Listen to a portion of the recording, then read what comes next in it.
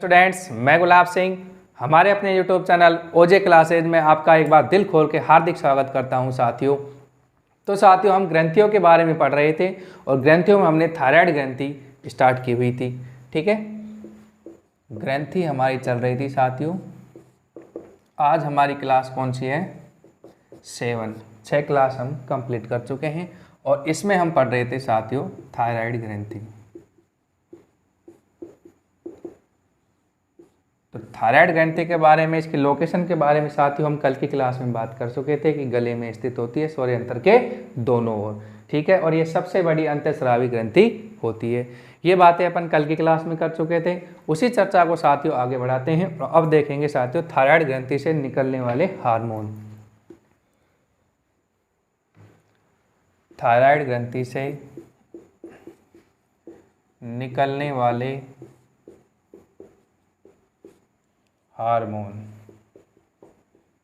ठीक है साथियों, तो सबसे पहले डालेंगे जो हेडिंग वो रहेगा थायरोक्सिन हार्मोन।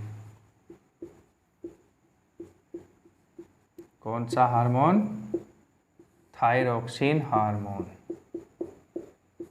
जिसे हम T4 हार्मोन भी कहते हैं। इसके बारे में साथियों हम जानने की कोशिश करेंगे। तो साथियों, इस हार्मोन को सबसे पहले किसने, कैंडल ने इसको अलग किया था। कौन से हार्मोन को? थायरोक्सिन हार्मोन को सर्वप्रथम कैंडल ने अलग करके इसके रेवे बनाए थे। कैंडल ने क्या किया था? सर्वप्रथम अलग करके इसके रेवे बनाए थे।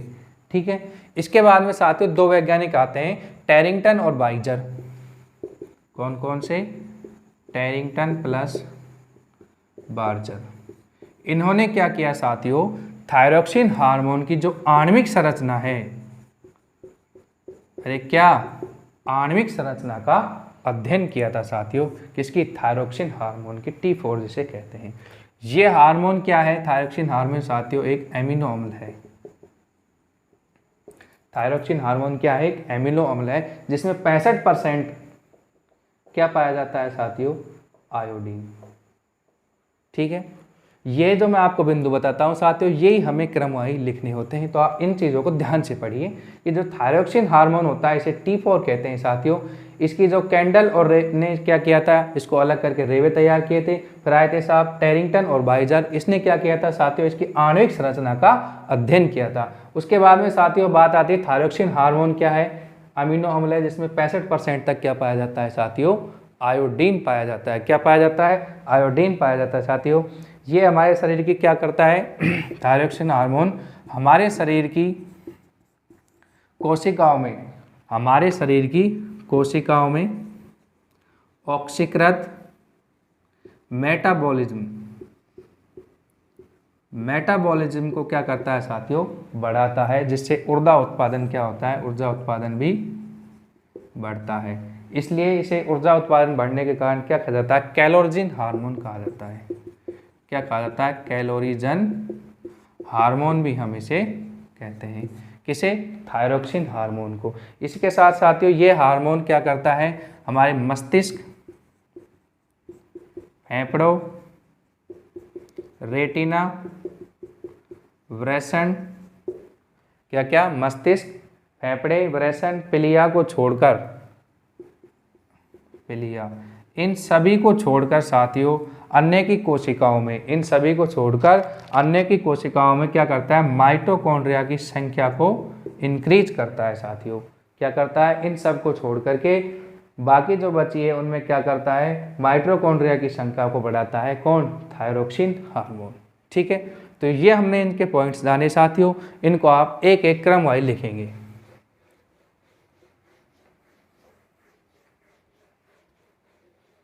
ठीक है साथियों, तो इस तरह से आज हम थायरोक्सिन हार्मोन के बारे में जानेंगे।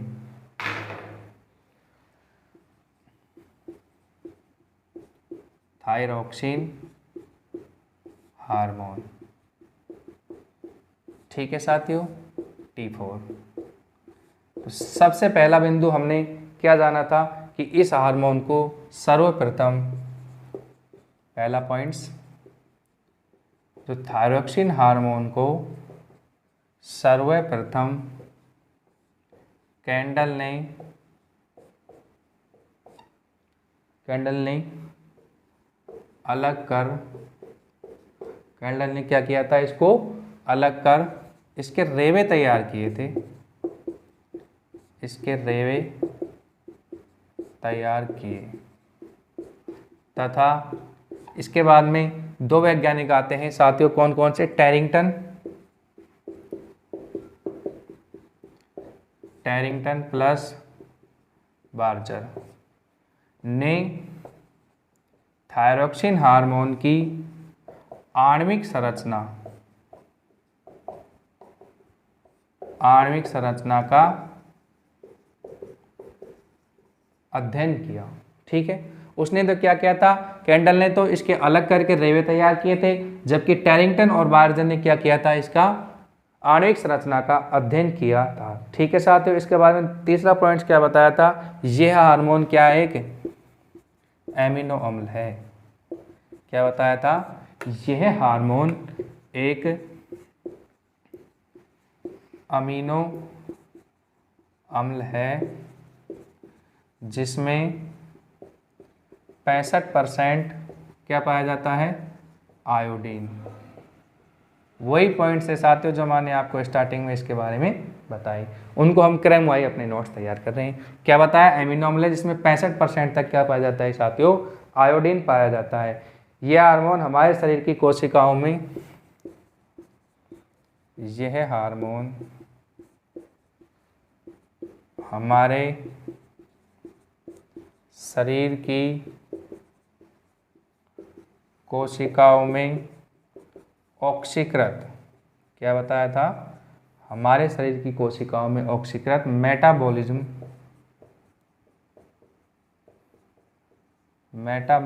को बढ़ाता है,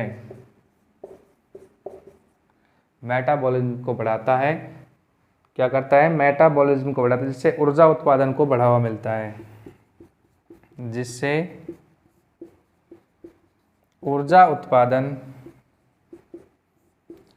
को बढ़ावा मिलता है।